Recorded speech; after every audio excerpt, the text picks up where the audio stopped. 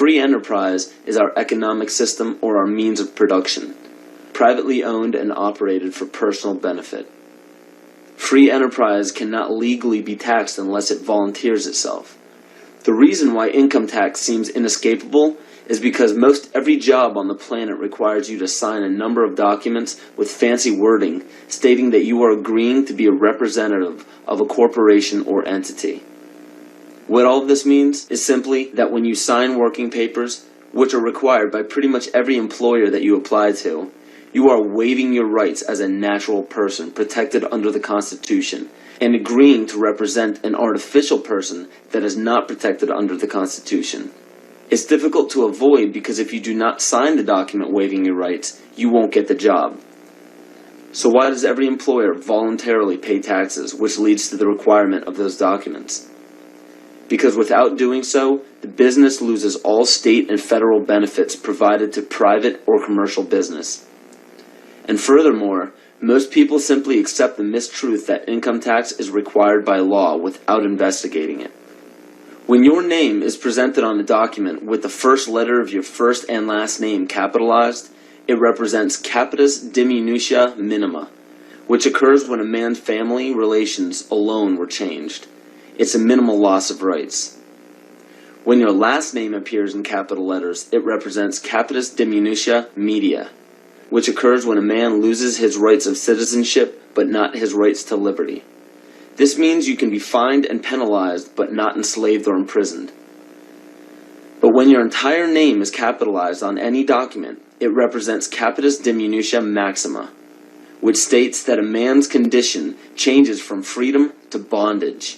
All rights of citizenship and family rights are surrendered.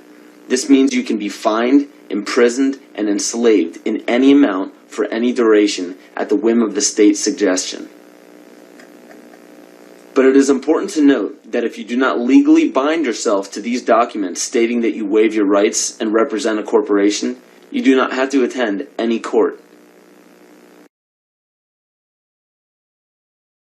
There are two kinds of law on the earth, as I've said. One is called civil law, which is the law of the land, and one is called maritime admiralty, which is called the law of water. The maritime admiralty is banking law.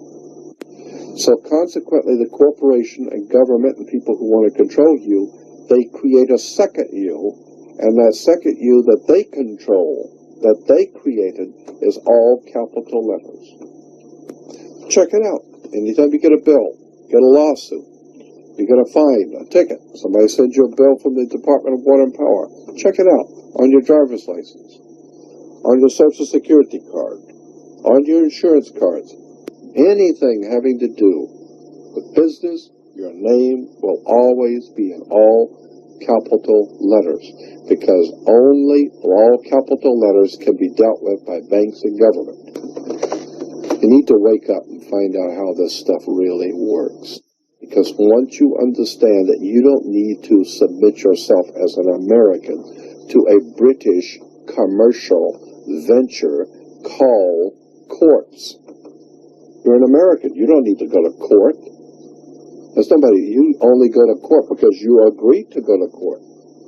When they send you a subpoena to court or summons to court, and they've sent you something, you look at it and say, hey, Jack, that's not me.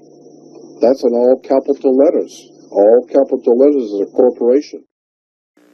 Those who are charged under these maritime admiralty courts usually don't understand that they are voluntarily being fined and imprisoned.